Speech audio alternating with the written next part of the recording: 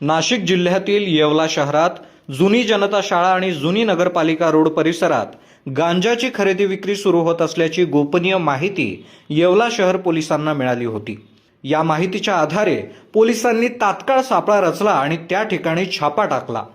पोलिसांनी केलेल्या या कारवाईत गांजाची विक्री करणाऱ्या 4 संशयितांना ताब्यात घेण्यात आलं असून त्यांच्याकडून सुमारे 2 किलो गांजा हस्तगत करण्यात आला आहे। पोलिसांनी पकडलेल्या आरोपींची कसून चौकशी सुरू केली आहे। या कारवाईमुळे परिसरात अंमली पदार्थ विक्री आणि सेवन करणाऱ्यांचे चांगलेच धाबे दणाणले आहेत। या प्रकरणाचा अधिक तपास येवला शहर पोलीस करत आहेत।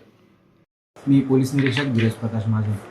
आज मंगळवार बाजार निमित्ताने पेट्रोलिंग करत असताना आम्हाला एक गोपनीय बातमी मिळाली। त्या बातमीच्या अनुषंगाने छोटे जनता विद्यालय थिएटर रोड येवला या ठिकाणी पंच, फोटोग्राफर, वजन काटा धारक आणि पोलीस स्टाफसह रेड केली असता त्या ठिकाणी आरोपी समीर संतोष जोशी 29 वर्ष राहणार नाशिक, सुनील बाळू खैरनार वय 41 वर्ष राहणार येवला, पियुष वाल्मिक खैरनार वय 35 वर्ष राहणार येवला, संदीप दशरथ कट्ट्यारे वय 31 वर्ष राहणार येवला हे गांजा सदृश्य मानवी मेंदूवर परिणाम करणारा पदार्थ खरेदी विक्रीचा व्यवहार करत असल्याची जी बातमी मिळाली होती त्याप्रमाणे हे तिथं मिळून आले।